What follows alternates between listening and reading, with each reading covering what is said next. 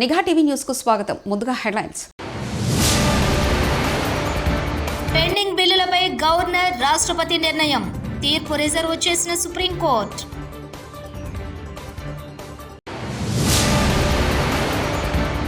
ఉప్పాడ తీరంలో అలల ఉధృతి, ధ్వంసమైన బీచ్ రోడ్.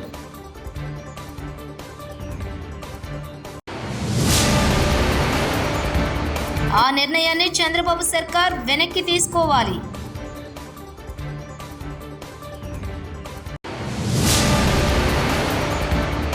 జెడ్పీటీసీ ఎన్నికల్లోనే దిక్కులేదు. 2029 గురించి కలలెందుకు? ఎంపీ కలశెట్టి అప్పలనాయుడు.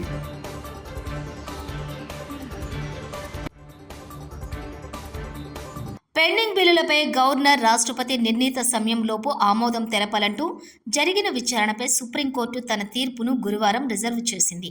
ఈ అంశంపై దాదాపు 10 రోజుల పాటు సుప్రీంకోర్టు ధర్మాసనం విచారణ చేపట్టింది. అనంతరం ఈ కేసులో తుది తీర్పును రిజర్వ్ చేస్తున్నట్లు ప్రకటించింది.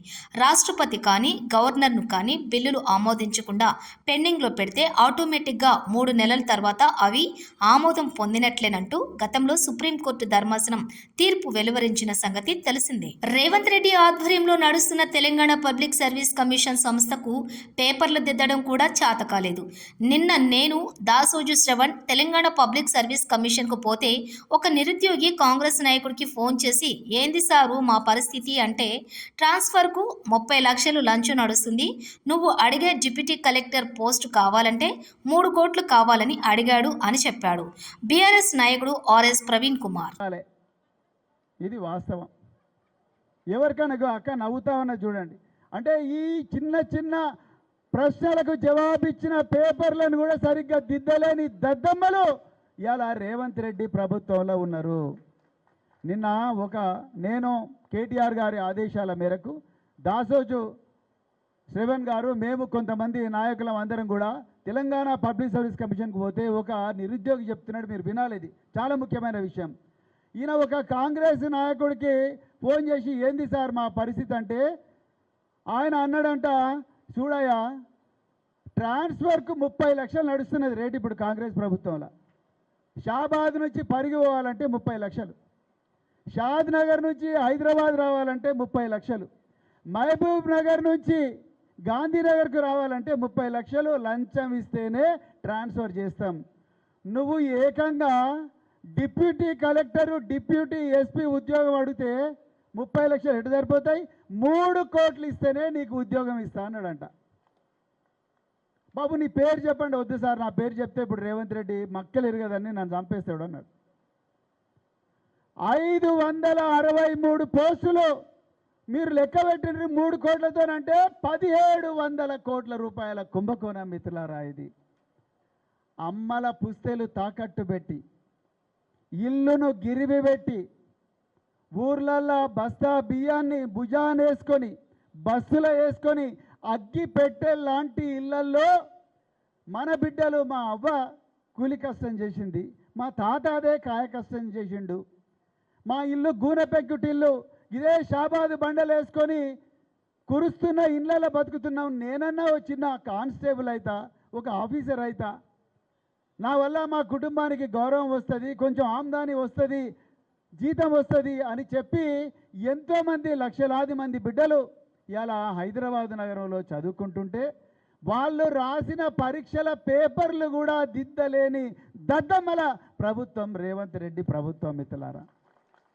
కాకినాడ జిల్లా ఉప్పాడ సముద్ర తీరంలో అలల ఉధృతి పెరిగింది. రాకాసి అలలు ఉవ్వెత్తిన ఎగసి పడుతున్నాయి. కెరటాలు బీచ్ రోడ్డును తాకడంతో పూర్తిగా ధ్వంసమైంది. దీంతో అధికారులు రాకపోకలు నిలిపివేశారు.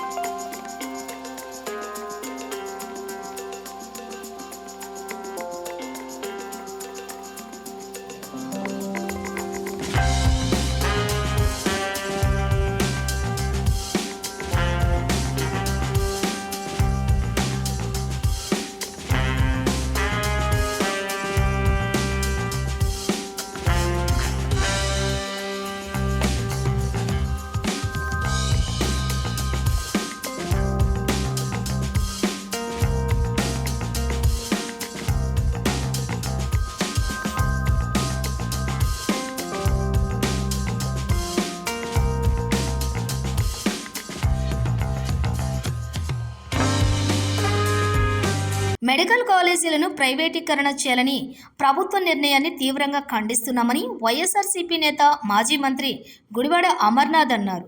గురువారం ఆయన మీడియా సమావేశంలో మాట్లాడుతూ జిల్లాలో పునర్విభజన తర్వాత జిల్లాకు ఒక మెడికల్ కాలేజ్ ఉండాలనే ఉద్దేశంతో 17 మెడికల్ కాలేజీలను వైఎస్ జగన్ తీసుకువచ్చారన్నారు. చెప్పడం మీరు అందరూ కూడా చూశారు. అయితే ఈరోజు స్థానికంగా అనకాపల్లి జిల్లాకి ఎందుకంటే ఇదివరకు ఉమ్మడి జిల్లాలు ఉన్నప్పుడు విశాఖపట్నానికి ఆంధ్ర మెడికల్ కాలేజ్ ఉండేది. ఆ రోజు మా హయాంలో జిల్లాల పునర్విభజన అయిపోయిన తర్వాత 26 జిల్లాల్లో కూడా 26 మెడికల్ కాలేజీలు ఉండాలి. అప్పటికే రాష్ట్ర ప్రభుత్వంలో ఉన్నటువంటి కేవలం 11 మాత్రమే ఉన్నాయి. మరికొన్ని పెద్ద జిల్లాలకి ఒక దగ్గర అవసరమైన దగ్గర 2 లేదా మిగిలినటువంటి ప్రతి ప్రాంతంలో కూడా ఉండాలన్నటువంటి ఉద్దేశంతో 17 మెడికల్ కాలేజీని 8,500 కోట్ల రూపాయలు పెట్టి ప్రతి ఒక్క మెడికల్ కాలేజీకి ఒక సూపర్ స్పెషాలిటీ హాస్పిటల్ని జతపరిచి 500 కోట్ల రూపాయలు వెచ్చించి ప్రతి మెడికల్ కాలేజీకి కూడా 500 కోట్ల రూపాయలు కేటాయించి 8,500 కోట్ల రూపాయలు ఖర్చు చేసి ప్రజలకు అందుబాటులో తీసుకురావాలన్నటువంటిది ఆ రోజు జగన్మోహన్ రెడ్డి గారి తాలూకు ఉద్దేశం. గతంలో మీ అందరికీ తెలుసు, విజయనగరం కానీ లేదా మచిలీపట్నం కానీ ఇలా 5 కాలేజీలని మేము ప్రభుత్వంలో ఉండగా జగన్మోహన్ రెడ్డి గారు ముఖ్యమంత్రిగానే ప్రారంభించారు. క్లాసెస్ నడుస్తూ ఉన్నాయి. 5 మెడికల్ కాలేజీలకి 150 సీట్లు చెప్పిన అంటే 750 మెడికల్ సీట్స్ని ముఖ్యంగా పేదవాడికి అందుబాటులో తీసుకొచ్చేటువంటి కార్యక్రమం ఆ రోజు మా ప్రభుత్వం చేసింది. పేదవాడికి వైద్యం అందించాలన్నటువంటి ఉద్దేశంతో ఒక తాపత్రయం, పేదవాడి కుటుంబం నుంచి ఒక డాక్టర్ని చేయాలనేటువంటిది ఒక తాపత్రయం జగన్మోహన్ రెడ్డి గారు. పేదవాడికి ఉచిత వైద్యం, ఉచిత విద్య వారికి అందుబాటులో తీసుకొని వస్తే వారు రేపు భవిష్యత్తులో రాష్ట్రానికి మన ప్రాంతానికి ఉపయోగపడతారు, వారి కుటుంబాల పేరు నిలబెడతారు, వారు పుట్టినటువంటి ప్రాంతాన్ని పేరు నిలబెడతారు అనేటువంటి తాపత్రయంతో జగన్మోహన్ రెడ్డి గారు పనిచేశారు. గతంలో రాజశేఖర రెడ్డి గారు ఫీజు రీయింబర్స్మెంట్కి తీసుకొని వచ్చి ఈరోజు వేలాది మంది, లక్షలాది మంది ఇంజనీర్లు తయారు చేశారు. ఒక కూలి పని చేసుకునేటువంటి ఒక సోదరుడు వారి కుటుంబంలో మళ్ళీ తన బిడ్డ పుడితే ఆ బిడ్డ మళ్ళీ కూలి పనే చేసుకోవాలా అనేటువంటి బాధతో, దుఃఖంతో అనేక తరాలుగా మా కుటుంబం ఇలాగే చిదిగిపోయిందని చెప్పి బాధపడుతున్నటువంటి తరుణంలో ఒక పేదవాడి ఇంట్లో కూడా ఒక ఇంజనీర్ని తయారు చేయొచ్చు ప్రభుత్వం తలుచుకుంటే అనేటువంటి ఉద్దేశంతో ఫీజు రీయింబర్స్మెంట్ లాంటి గొప్ప పథకాన్ని తీసుకొచ్చినటువంటి గొప్ప నాయకుడు రాజశేఖర రెడ్డి గారు.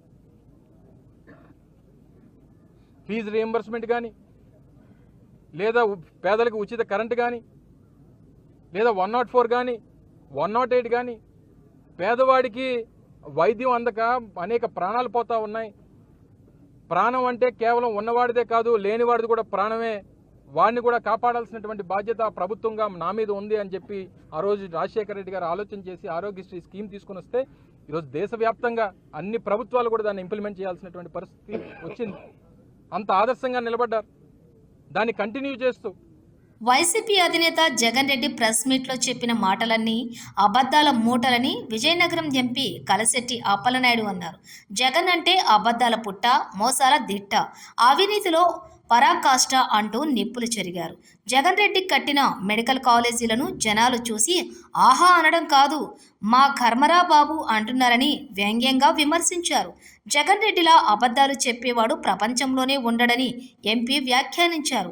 జగన్ హయాంలో కోవిడ్ వస్తే రాష్ట్రంలో వైద్య సేవలు సరిగా లేవని వైసీపీ మంత్రులు పక్క రాష్ట్రాలకు పరుగులు తీశారని ఎద్దేవా చేశారు. జగన్మోహన్ రెడ్డి ఈరోజు చంద్రబాబు నాయుడు గారు నాయకత్వంలో ఎన్డీఏ కూటమిలో బ్రహ్మాండంగా భారతదేశంలో అద్భుతమైన పథకాలు, అభివృద్ధి సంక్షేమ పథకాలు ఈరోజు ఇస్తుంటే, అభివృద్ధి చేస్తుంటే ఈరోజు 15 నెలల్లోనే ఎక్కడ ఏ ప్రభుత్వం చేయని విధంగా ఈరోజు అద్భుతంగా చేస్తుంటే, ఆంధ్రప్రదేశ్ చరిత్రలోనే ఈరోజు బ్రహ్మాండ పరిపాలన జరుగుతుంటే ప్రజలందరూ కూడా హర్షిస్తుంటే అది చూసి ఓరవలేక, అది భవిష్యత్తులో కనీసం ఇప్పుడు వచ్చిన మనకు ఏవైతే మన పులివెందుల్లో మన ఎమ్మెల్యే గెలిచాం, భవిష్యత్తులోగా గెలలేమైన బాధతో, ఆవేదనతో ఈయన మాట్లాడుతున్న తీరు మనం అర్థం పడుతుంది. అందుకే ఈరోజు ఎన్ని పథకాలు ఎన్ని చేస్తామో ప్రజలు చూస్తున్నారు. ఉచిత బస్సు కోసం నువ్వు మాట్లాడుతున్నావు, కనీసం ఉచిత బస్సు మీద అవగాహన లేకుండా ఈరోజు కొన్ని కోట్ల రూపాయలు ఆదాయం అయింది మహిళలకి. ఈరోజు చాలామంది వచ్చారు, గతంలో కనీసం ప్రస్థానం కూడా నువ్వు చేయలే, ఇది బ్రహ్మాండంగా అయింది. అది అన్ని విషయాలు కూడా మాట్లాడుకోవాల్సిన అవసరం ఉంది.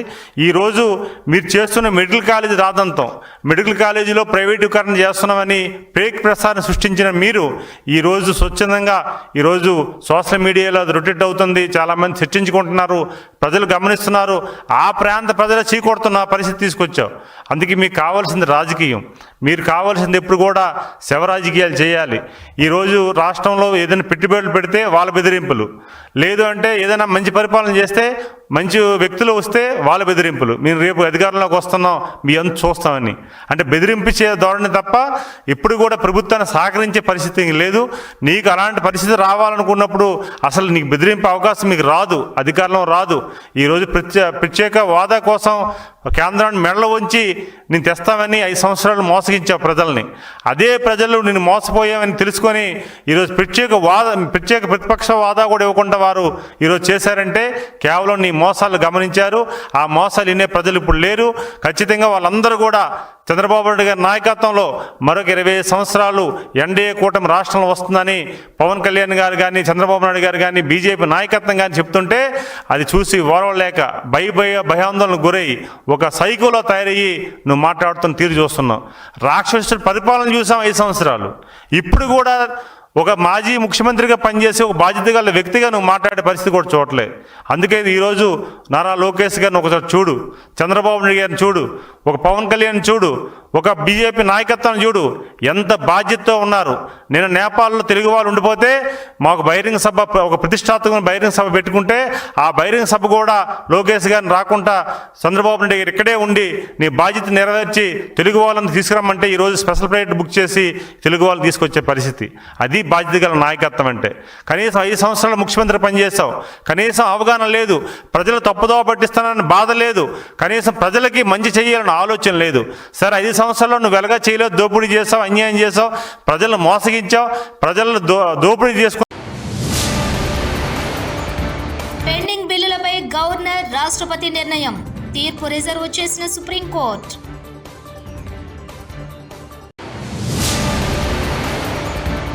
ఉప్పాడ తీరంలో అలల ఉధృతి, ధ్వంసమైన బీచ్ రోడ్.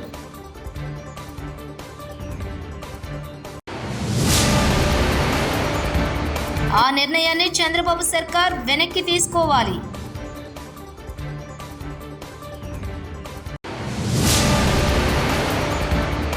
జెడ్పీటీసీ ఎన్నికల్లోనే దిక్కులేదు, 2029 గురించి కలలెందుకు?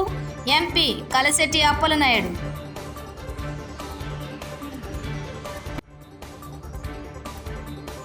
ఇవి బులెటిన్ విశేషాలు. చూస్తూనే ఉండండి నిఘా టీవీ న్యూస్.